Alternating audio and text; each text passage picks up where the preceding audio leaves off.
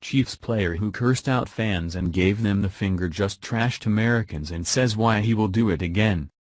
They can make millions, drive fancy cars, and live in mansions, but they just can't seem to be able to leave the ghetto, no matter how much they try. Kansas City Chiefs player Marcus Peters has been protesting the national anthem for quite some time now.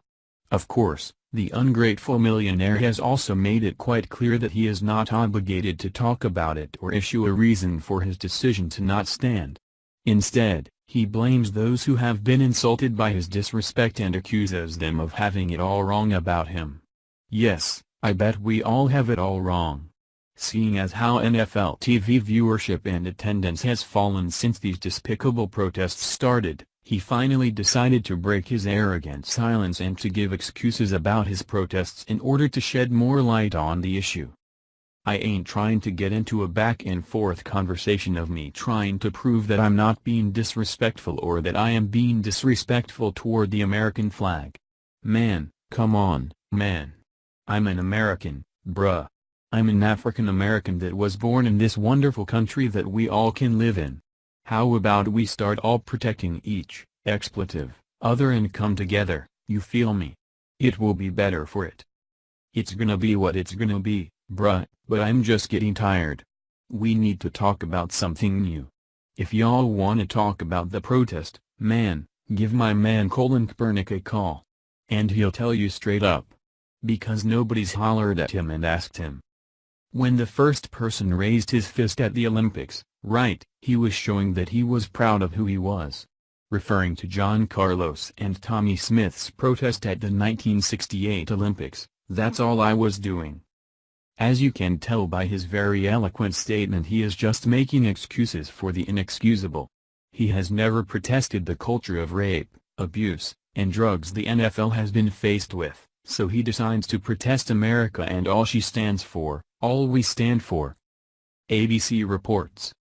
Chiefs CB Marcus Peters caught on camera shouting profanity at fan. Kansas City, Missouri. Chiefs coach Andy Reid said he has spoken with cornerback Marcus Peters about his apparent use of profanity directed to a fan during Monday night's game against Washington at Arrowhead Stadium. I had a chance to see what took place, Reid said. We can't go in that direction. It's been addressed. I love the compete in the kid. I appreciate his work ethic and everything else, but as professionals that's not something we want to take place. Peters was caught by TV cameras shouting at a fan behind the Chiefs bench after allowing a touchdown pass in the third quarter of the game, won by the Chiefs 29-20. The incident was shown live on ESPN's broadcast. After issuing his statement about Peters' outburst, Reid declined to answer further questions about the incident. Peters was also among several players from both teams involved in an incident at midfield during pregame warm-ups.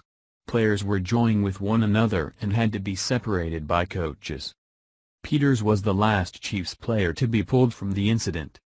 Peters, who rarely speaks to reporters during the week, was not in the locker room Wednesday.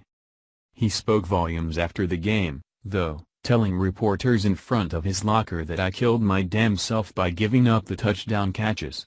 He claimed that Pryor pushed off on the first, but that's the game of football. And he ultimately called his performance hella weak. Peters also drew the ire of many fans for sitting during the national anthem, something that he's done regularly since last year, even though he stood with the rest of the Chiefs for a moment of silence to honor the victims of the Las Vegas shooting. Asked whether the message Peters is trying to deliver by sitting has gotten lost amid his antics, Reid replied, "I'm just going to leave it with the statement that I mentioned." The Associated Press contributed to this report. In a way, let's hope these ignorant players keep up this nonsense. People who clearly can't even read, write, or speak English correctly, have no business being millionaires. All these ball tossers will have to go out and make an honest living like the rest of us. In a job where if you don't understand the language you will suffer dearly for it.